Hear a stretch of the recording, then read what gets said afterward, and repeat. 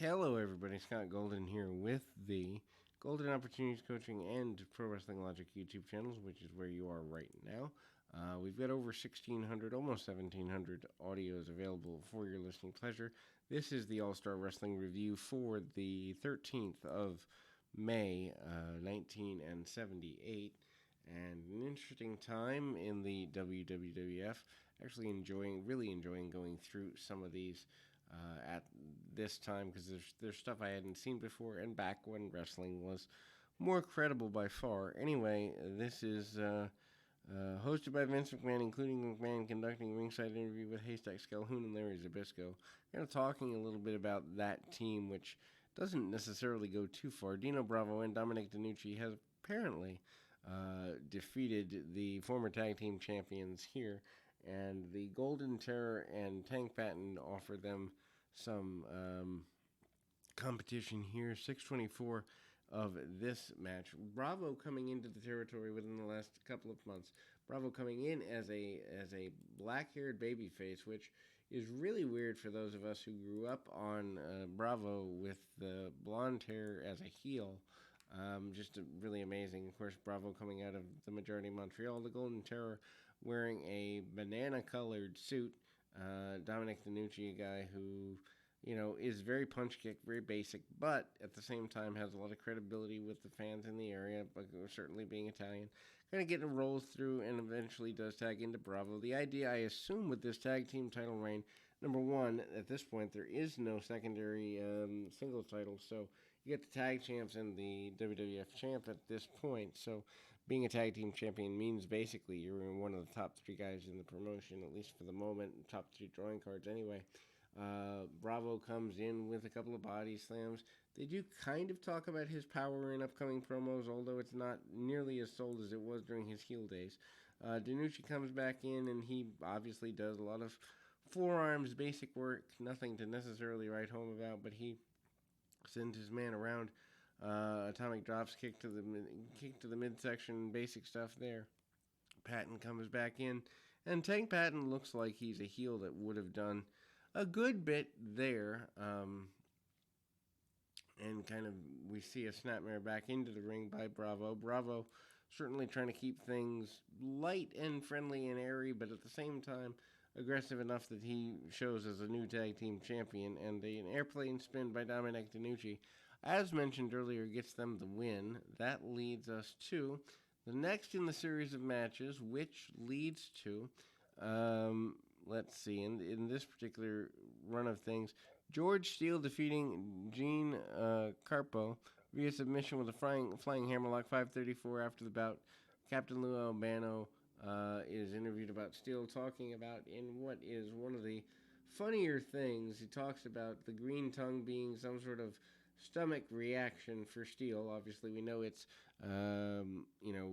green breath mints or chlorets or whatever they were and are at the time. Steele is obviously a school teacher who comes in the 60s and majority 70s as a heel here. Comes in during the summer months and manages to do a good bit of damage. Comes in every summer, leaves to go back to being a school teacher in the fall for the most part until the 80s, and then ends up being a road agent among other things. Punch kick, George Steele, obviously not a guy who a lot of people would look at and say he's a great wrestler, but he does a lot of punch kick, gouging, choking, and even does the turnbuckle spot to a lesser degree. Here in the 70s, tries to choke the man out, does get the flying hammerlock, and, puts the man out. This is not the match where he dislocates a guy's shoulder. The guy has a shoulder that can be easily dislocated. Anyway, even Captain Luke can't really control George. Interesting that they would realign in 85-86 era after doing a heel bit here, only that time, and George is a lovable babyface.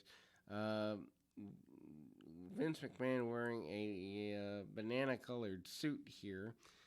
Just an interesting side note. And then we move to another match post that, and this is the match with the Yukon Lumberjacks with Captain Lou Albano defeating Charlie Brown and S.T. Jones. 5:41 when Pierre of the Lumberjacks defeats Brown after a double chop from the Lumberjacks. Lumberjacks eventually, within the next couple of weeks here, become the tag team champions. I don't really know a great deal about the Lumberjacks. As I mentioned in a previous audio, not a team that the WWE looks back fondly on, really. I think I may have seen them in a greatest tag teams video or something back in the day, in Coliseum video, but I don't even know that they're really highlighted as a part of history. Anyway, Lumberjacks basically are brawlers as one would expect. Couple of, tie-ups and collar and elbows and that sort of thing, but they managed to do a good bit of brawling. There is a little bit of go around there. Double chop by the Lumberjacks leads to the victory, but the Lumberjacks, well, one of them looks more like a lumberjack with the bushy beard for the time period, but they do a lot of cut off in the ring, and obviously SD Jones there to kind of give at least some credibility to the team challenge. Obviously, they're going to become tag team champions eventually in later deal here, but them using the majority of double team maneuvers and other such things, kind of a double sledgehammer type maneuver. And then we go back to the process of things here. Going back to the next in the series of matches, Spiros Arion with Freddie Blassie defeating Pete Austin, overhead backbreaker, 341. Austin getting a very rare one-on-one match with his adversary Arion at the moment. Arion getting ready for a roundabout with Backlund. Backlund, of course, winning the championship back in February, so not exactly a brand new champion, but also not still fresh, only a couple of months in. But the idea here to give Arion a little bit of a go-round with Backlund over the next several months, and things are pretty basic as we go. Arion chokes the man out over the bottom rope, tries to use the buckle. Very little offense from Austin. Not the same as Chad Austin of ECW fame, later Pete Austin, a much different fellow. Cranking up on the inverted neck snap and eventually the inverted backbreaker, leading to a win for Blassie's charge. Blassie kind of responsible apparently for the turn of the man. And then we see the main event of this particular day, which translates into a six-man tag team contest here, or multi-person contest anyway. As we go to Haystack Calhoun, Larry Zbyszko, and Peter Maivia defeating Moose Monroe, Strong Kobayashi, and Butcher Vachon in 328 when Calhoun pins Monroe with a splash.